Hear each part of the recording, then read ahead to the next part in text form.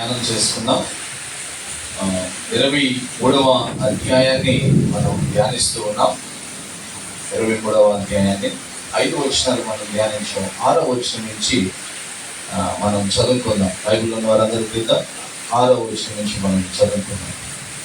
వారిలో ఒక భాగము సద్దూకైనను మరి ఒక భాగము పరిసయ్యులై ఉన్నట్టు పౌలు గ్రహించి, సహోదరులారా, నేను పరిసయ్యుల సంతతి వాడు, మనకున్న నిరీక్షణ గురించి, మృతుల పునరుద్ధానముని గురించి నేను విమర్శింపబడుచున్నానని సభలో బిగ్గరగా చెప్పాను. అతడు నాకు చెప్పినప్పుడు పరిసయ్యులకును సద్దూకయ్యులకును కలహము పుట్టినందున ఆ సమూహము 2 పక్షములైన. సద్దూకయ్యులు పునరుద్ధానము లేదనియు, దేవదూత అయినను ఆత్మ అయినను లేదనియు చెప్పుదురు, కానీ పరిసయ్యులు 2 కలవని ఒప్పుకుందురు. అప్పుడు పెద్ద గొల్లు పుట్టెను. ఉన్న శాస్త్రులలో కొందరు లేచి, ఈ మనిషిని యందు ఏ దోషమును మాకు కనబడలేదు, ఒక ఆత్మయను దేవదూత అయినను అతనితో మాట్లాడి ఉండవచ్చునని చెప్పుచు తడువులారి. కలహం ఎక్కువైనప్పుడు వారు పౌలును చీల్చివేదురేమో అని సహస్రాధిపతి భయపడి, మీరు వెళ్ళి వారి మధ్య నుండి అతనిని బలవంతముగా పట్టుకొని కోటలోనికి తీసుకురండని సైనికులకు ఆజ్ఞాపించాను. హల్లెలూయా. మనం ఇప్పటి వరకు అపోస్తలుల కార్యాల గ్రంథం 22 అధ్యాయాలు మరి వచనానికి వచనం ధ్యానించుకుంటూ వస్తూ ఉన్నాం. మరి ఈరోజు 23వ అధ్యాయంలో ఒక 5 వచనాలు ధ్యానిస్తూ ఉన్నాం. మొదటి మనం 5 వచనాలు ధ్యానం చేసాం కదా. మొదటి 5 వచనాలు మనం ధ్యానం చేసాం. దేని గురించి అంటే మనస్సాక్షి. నేను దేవుని ఎదుట మంచిగా నడుస్తున్నాను, దానికి నా మనస్సాక్షే దానికి సాక్ష్యం అనే విషయాన్ని మనం గత శుక్రవారం ధ్యానం చేసాం. మరి ఈరోజు ఆ సభలోకి తీసుకొచ్చాడు. అందరి ముందుకి పౌలు గారిని తీసుకుని వచ్చారు. అక్కడ అనేక మంది ప్రముఖులు ఉన్నారు. మనం ముందున్న 3 వచనాల్లో ఒక ఆయన్ని ఏమన్నాడు? గోడకు కొట్టిన సున్నమా, ఎవరు నువ్వు అన్నట్టుగా ఆయన్ని కొద్దిగా హేళనగా మాట్లాడాడు. నన్ను కొట్టమంటావా, దేవుడు నిన్ను కొట్టును అని చెప్పాడు. మరి అదే సభ ముందు కొనసాగుతుంది. ఇవన్నీ జరుగుతున్నప్పుడు ఇక్కడ పౌలు ఒక చక్కని గమనం కలిగి ఉన్నాడు. ఇది ఈరోజు మనం నేర్చుకోవాల్సిన ప్రాముఖ్యమైన విషయం. ఎక్కడైనా కానీ మనం కొంత సమూహంలో ఉన్నప్పుడు కానీ లేదా కొందరితో ఉన్నప్పుడు కొన్ని సమయాల్లో చాలా వివేచన కలిగి ఉండాలి. వివేచన కలిగి ఉండమంది దేవుడు అని అంటారా? దేవుడు అన్నారా? వివేచన కలిగి ఎలాగ పోల్చాడు ఆ విషయాన్ని దేవుడు? చెప్పాలి. ఎలాగా? ఒక 2 జీవులతో పోల్చాడు కదా. పాము వలె వివేచన, పావురం వలె నిష్కలంకమైన మనస్సు, రెండింటిని పోల్చాడు. కాబట్టి వివేచన మన జీవితం చాలా ప్రాముఖ్యం. అంటే అక్కడ ఏం జరుగుతుంది, ఎలా ఉంది, నేను ఎలా ఉండాలి, నేను ఎలాగా మాట్లాడాలి, దీంట్లో దేవుని నీతిని మనం తీసుకురావాలి, దేవుని పరిశుద్ధతను మనం పోగొట్టుకోకూడదు. ఇవి చాలా ప్రాముఖ్యంగా మనం తెలుసుకోవాలి. ఇంత పెద్ద సభ ఉంది. ఈ సభలో ఎవరెవరు ఉన్నారో పౌలు గమనించేశాడు. 2 టీములు ఉన్నాయని గమనించాడు. అది ప్రాముఖ్యంగా 2 టీములు. ఎవరెవరు? పరిసయ్యులు, సద్దూకయ్యులు. ఇక్కడ 2 గ్రూపులు ఉన్నాయి. ఒక గ్రూపుకు నేనున్నవాడిని, నేను ఒక గ్రూపుకి సంబంధించిన వాడిని. మరి ఇక్కడ ఏ విధంగా మాట్లాడితే బాగుంటుంది, ఇక్కడ నా యొక్క సాక్ష్యాన్ని ఏ విధంగా బయటకు తీసుకొస్తే బాగుంటుంది, దేవుని యొక్క నామాన్ని ఏ విధంగా మనం తీసుకురావాలి బయటకని ఆలోచించాడు. చాలా జ్ఞానంగా ఆలోచించి మొట్టమొదటి మాట ఏమంటున్నాడు, వారిలో ఒక భాగము సద్దుకైలును మరొక భాగము పరిసయ్యులు ఉన్నట్టు పౌలు గ్రహించి, బాగా ఆలోచించాడు, గ్రహించాడు. ఏమంటాడు తెలుసా, సహోదరులారా, నేను పరిసయ్యుడును, పరిసయ్యుల సంతతి వాడను, మనకున్న నిరీక్షణ గూర్చి మృతుల పునరుద్ధానమును గూర్చి నేను విమర్శింపబడుచున్నానని సభలో బిగ్గరగా చెప్పాను. ఒకసారి ఆలోచించండి, ఆ విషయమేనా ఇక్కడ విమర్శకు నిలబడింది పౌలు? ఆ విషయం అందేనా? పౌలు సాక్ష్యం ఏమని చెబుతున్నాడు, నన్ను దేవుడు దర్శించాడు, దేవుడు నాతో మాట్లాడాడు, దేవుడు నన్ను సువార్తకి వెళ్ళమన్నాడు. ఒకప్పుడు నేను అందరిని హింసించేవాడిని, అందరిని కొట్టేవాడిని, క్రీస్తు సాక్షిగా హతసాక్షిగా మారిన స్టెఫెనుకి నేను చనిపోయేటప్పుడు కాపలా ఉన్నవాడిని. వాళ్ళు ఎంతమంది అయితే కొట్టారో నాకు తెలుసు, వాళ్ళ చెప్పులకి వాళ్ళ బట్టలకి కాపలా ఉన్న వ్యక్తిని నేనే. అలాంటి వ్యక్తిగా ఉన్న నాతో యేసుక్రీస్తు మాట్లాడాడు. ఇప్పుడు యేసుక్రీస్తు మాట్లాడాడు అంటే యేసుక్రీస్తు ఎలా మాట్లాడాడు? మనిషిలాగా ఎలాగ మాట్లాడాడు? ఎలా వచ్చి నీ దగ్గరికి? ఇదే ఇక్కడ విమర్శ. ఎలా మాట్లాడాడు నీకు? అది ఆ విషయమై నేను ఇక్కడ విమర్శింపబడుచున్నాను. ఇదిగో పరిసయ్యుల తెగకు సంబంధించిన వాడిని నేను పునరుద్ధానం ఉందని నమ్ముతున్నాను. హల్లెలూయా. పునరుద్ధానం అంటే క్రీస్తు లేచాడు, తర్వాత అదే పునరుద్ధానపు శక్తిని మనకు ఇస్తాడు. ఇది నేను నమ్ముచున్నాను, మీరును నమ్ముచున్నారు. ఎవరు? పరిసయ్యులు. అలాగైతే సద్దుకయ్యులు నమ్మరు ఇది. అందుకని నేను పరిసయ్యుడను అని చెబుతున్నాడు. ఆ తెగకు సంబంధించిన వాడను. మీకు తెలుసా, బాప్తిస్మం ఇచ్చి యోహాను పరిసయ్యులకును సద్దుకయ్యులకు ఇద్దరికి బాప్తిస్మం ఇచ్చాడు. తెలుసా మీకు? బైబిల్లోనే ఉంది. పరిసయ్యులకి ఇచ్చాడు, సద్దుకయ్యులకి ఇచ్చాడు. ఎవరు? బాప్తిస్మం ఇచ్చి యోహాను. ఇచ్చామని తెలుసా? చూడండి ఒకసారి మత్తయి సువార్త 3వ అధ్యాయం. మత్తయి సువార్త 3వ అధ్యాయం 7వ వచనం అనుకుంటాను. 7వ వచనం. అతడు పరిసయ్యులను సద్దుకయ్యులను అనేకులు చూచి అనేక మంది బాప్తిస్మం పొందటానికి వచ్చారు. ఎవరాళ్ళు? పరిసయ్య తెగ, సద్దుకయ్య తెగ. వాళ్ళకి సీరియస్ వార్నింగ్ ఇస్తున్నాడు, సీరియస్గా హెచ్చరిక ఇస్తున్నాడు. ఏమని ఇస్తున్నాడు చెప్పండి? సర్ప సంతానమా, రాబో ఉగ్రతను తప్పించుకున్నట్టుకు మీకు బుద్ధి చెప్పిన వాడెవడు? అరే, అసలు మీకు సరిగా దేవుడి గురించే లెక్కలేని విధంగా ఉంటారే, మేమే భక్తి పరులం అనుకుంటారే. మరి ఇటువంటి మీకు అసలు బుద్ధి చెప్పిన వాడెవడు? ఎందుకు మారు మనసు పొందడానికి వచ్చారు? ఎందుకు బాప్తిసం తీసుకోవడానికి వచ్చారు? అంటే మారు మనసు ఏదో బాప్తిసం తీసుకుంటే పరలోక రాజ్యం వెళ్ళిపోతారు అనుకుంటున్నారా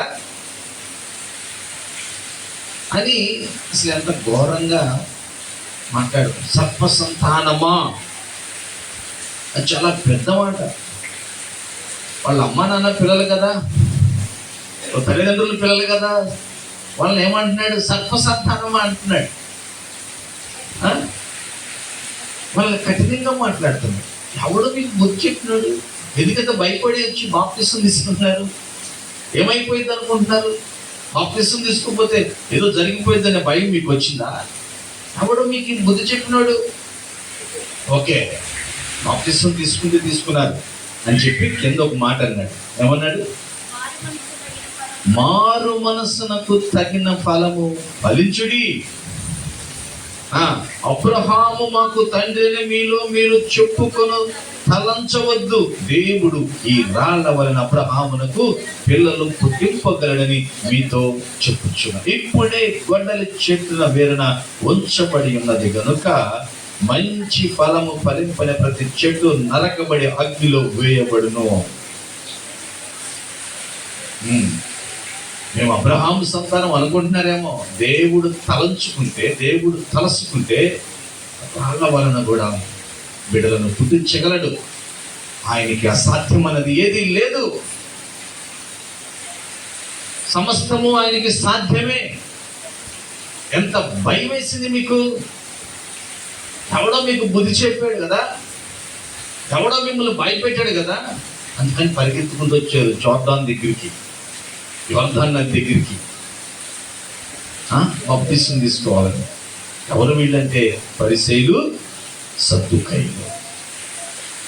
ఈరోజు ఆ 8 తెగలు ఈ సభలో ఉన్నాయి, కానీ బాప్తిసాలు తీసుకుంటున్నారు, దేవుని బిడ్డలమని చెప్పుకుంటున్నారు, కానీ కొన్ని విశ్వాస విషయంలో కొన్ని నమ్మట్లేదు వీళ్ళు.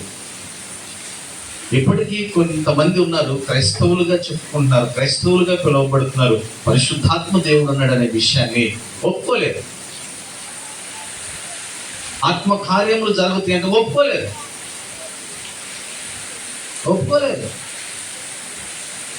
కొంతమంది స్వస్థతలే లేవంటారు,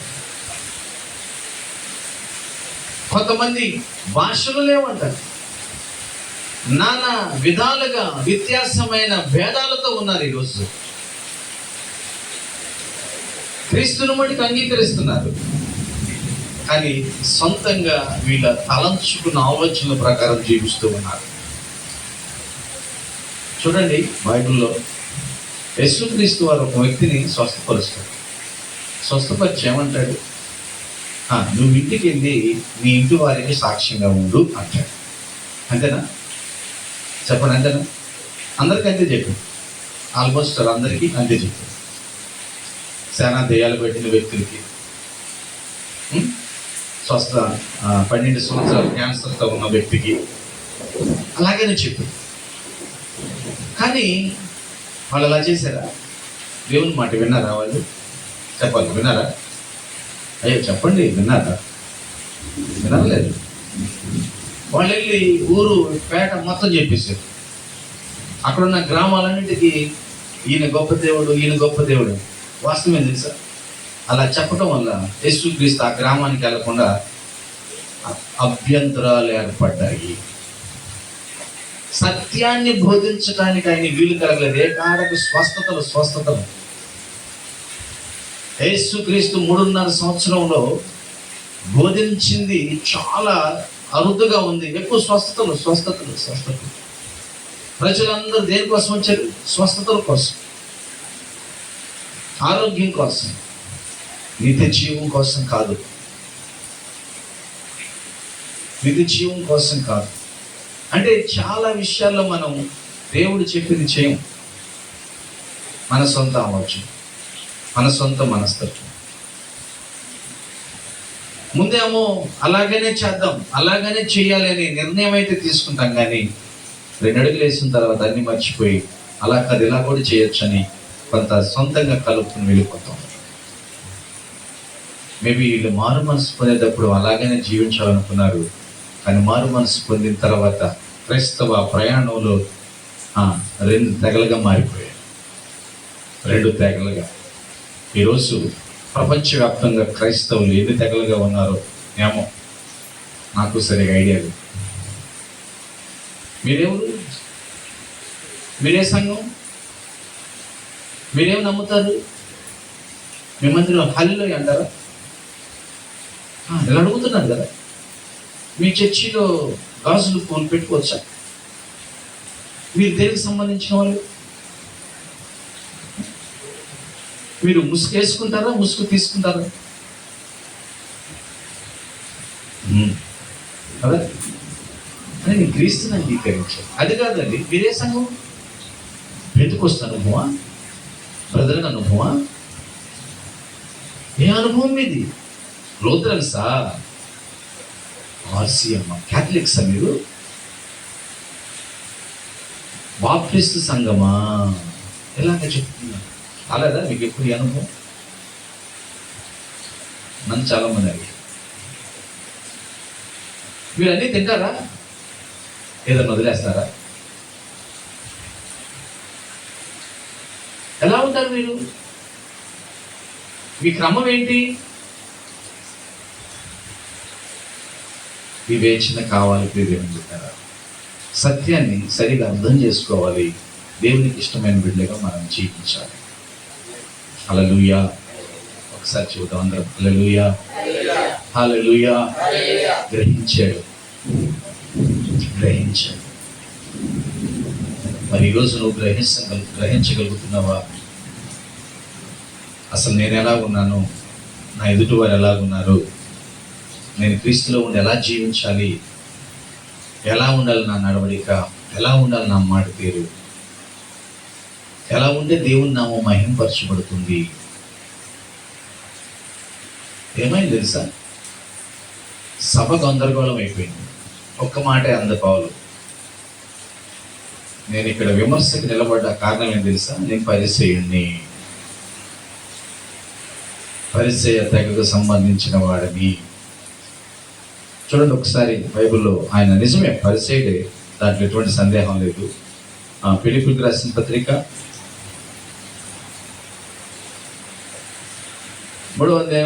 3వ అధ్యాయము 5వ వచనం ఒకసారి చదవండి ఎవరైనా.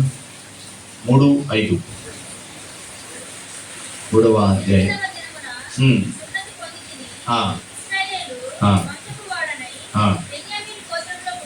బెన్యామీను గోత్రములో పుట్టి హెబ్రీల సంతానమైన హెబ్రీడనై ధర్మశాస్త్ర విషయము పరిసయ్యుడనై ఆసక్తి విషయములో సంఘమును హింసించువాడనై ధర్మశాస్త్రము వలన నీతి విషయములో అనిందుడనై ఉంటుంది.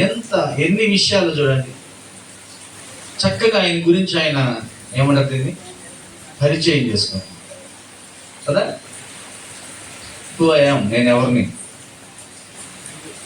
పరిచయం చేసుకుంటున్నాను, నేను ఇలాంటి వాడిని.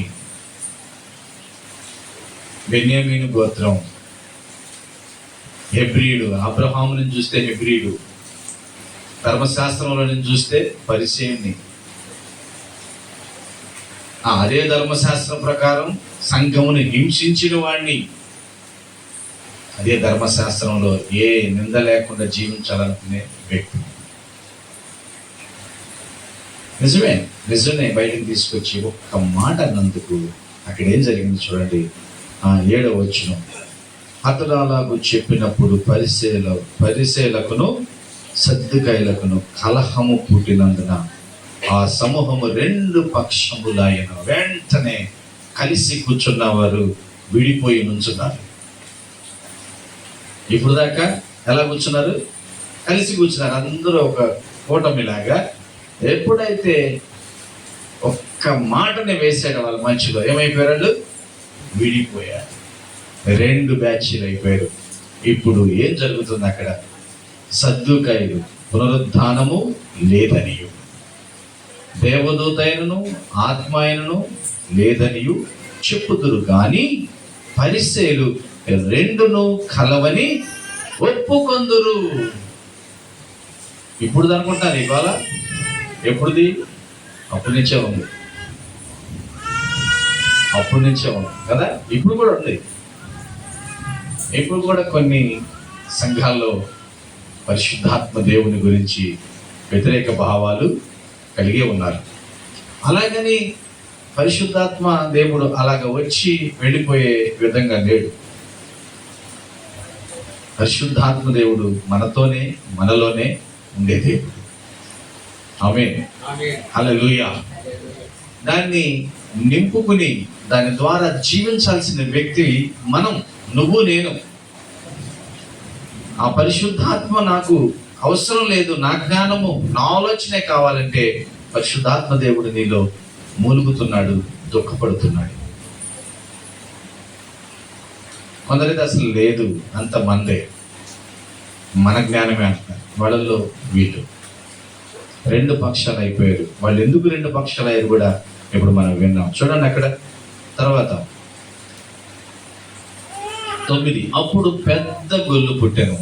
పరిసయ్యుల పక్షముగా ఉన్న శాస్త్రులందరిలో కొందరు లేచి, ఈ మనిషిని యందు ఏ దోషమును మాకు కనబడలేదు, ఒక ఆత్మయను దేవదూతయను అతనితో మాట్లాడి ఉంటే మాటలాడి ఉండవచ్చునని చెప్పుచు తగులాగి. ఇక గొడవ ఎక్కువైపోయింది. సద్దుకాయల మీద రివర్స్ అయిపోయింది. మాకు అర్థమవుతుంది పౌలు చాలా మంచివాడు, అసలు ఎందుకు పట్టుకొచ్చారు ఈయన్ని, ఎందుకు విమర్శకు నుంచోబెట్టారు, ఎందుకు బంధించారు, మాకైతే ఇతనిలో ఏ దోషం కనపడతలేదు. ఖచ్చితంగా ఇతనితో ఒక ఆత్మ కానీ దేవదూత కానీ మాట్లాడుండొచ్చు కదా. హల్లెలూయా, అందరూ చెప్తాం హల్లెలూయా. మీలో ఎవరైనా అనుభవాన్ని పొందారా ఎప్పుడైనా?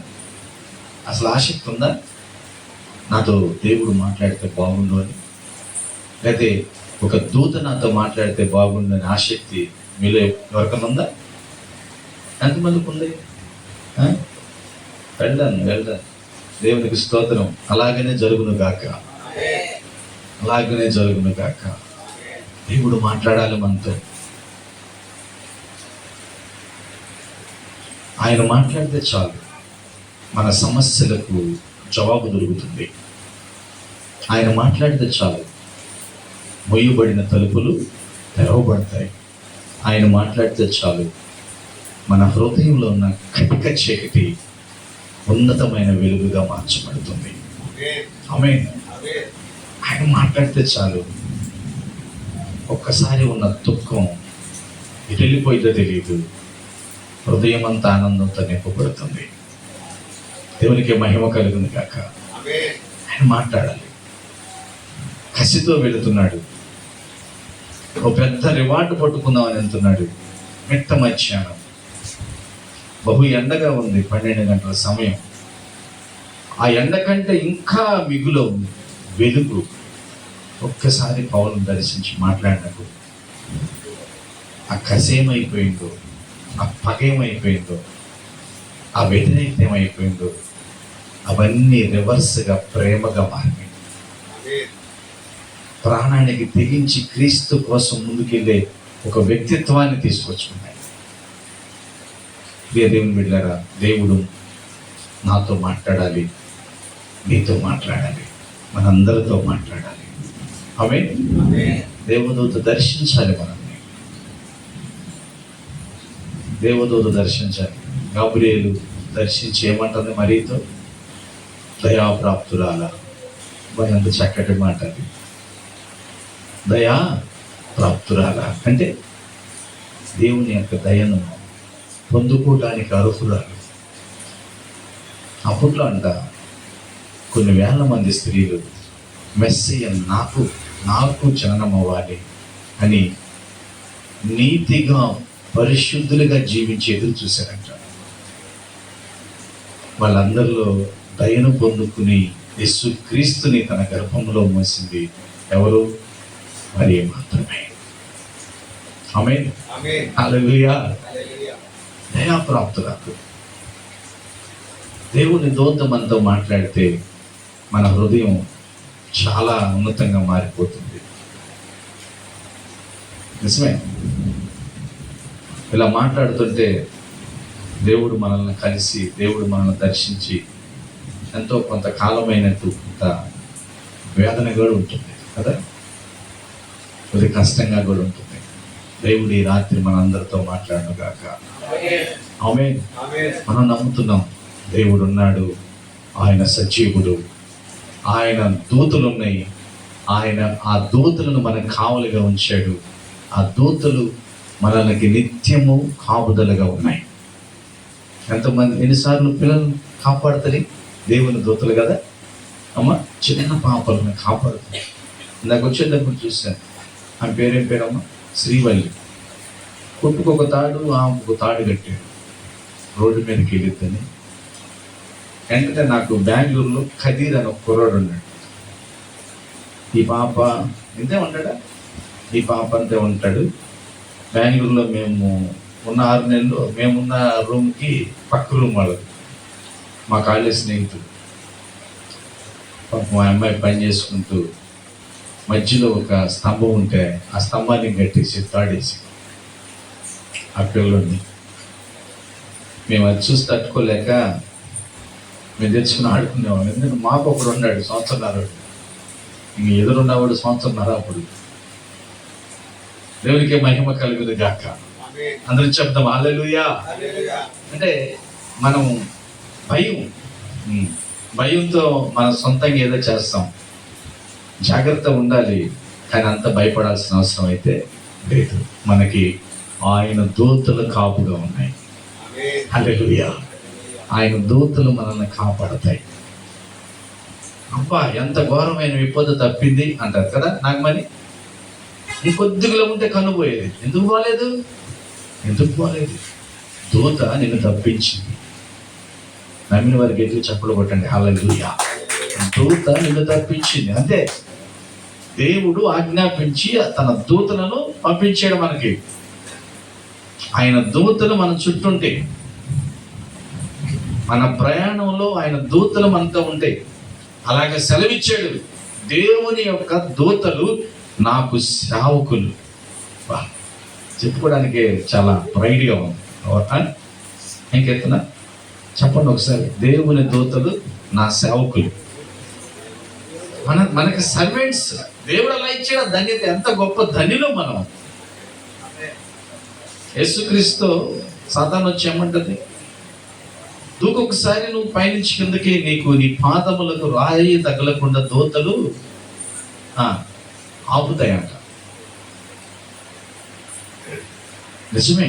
ఈరోజు దేవుని దూతలు మనకి కాపుగా ఉన్నాయి. దేవుని దూతలు మనతో మాట్లాడుతున్నాయి. పెద్ద గొడవ జరిగిపోయింది. ఈ గొడవలో ఎక్కువైపోయి వీళ్ళు కొట్టుకోవటమే కాదు, ఈ గొడవకు కారణమైన పౌల్ని ఆ రెక్క ఈ రెక్క, ఈ కాలు ఆ కాలు కొట్టుకుని చీల్చి వేస్తారేమో అనే భయం వచ్చింది సహస్రాధిపతికి. వెంటనే ముందు అతను తీసుకుని లోనికి రండి. గొడవ తర్వాత హల్లెలూయా. వెంటనే 11వ వచనం ఒకటి చదివి మనం ఈరోజు ఈ వాక్య భాగాన్ని ముగించుకుందాం. 11వ వచనం అందరం చదువుతాం. బైబిల్ చదవగలిగిన వారందరూ 23వ అధ్యాయం అపొస్తలుల కార్యములు 11వ వచనం. ఆ రాత్రి అతని యొద్ద నిలుచున్న ప్రభువు అతని యొద్ద నిలుచుండి. ఎవరండి చెప్పాలి, ఎవరండి? ఒకసారి పక్క వాళ్ళతో చెప్పండి, ఈ రాత్రి ప్రభుని నీ యొద్ద నిలుచుంది. హృదయపూర్వకంగా చెప్పండి, ఈ రాత్రి ప్రభువు నీ యొద్ద నిలబడి నిన్ను దర్శించి నీతో మాట్లాడును గాక. హల్లెలూయా.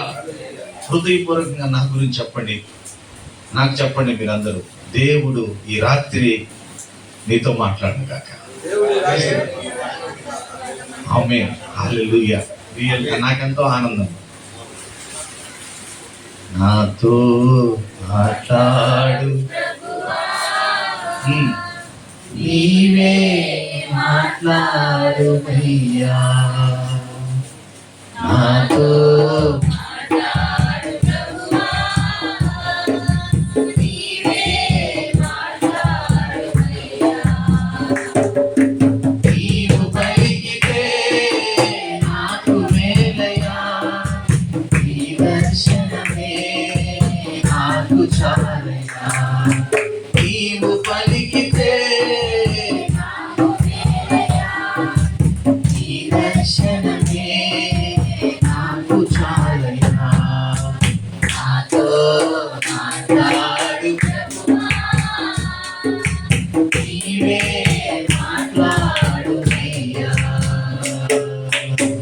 హల్లెలూయా.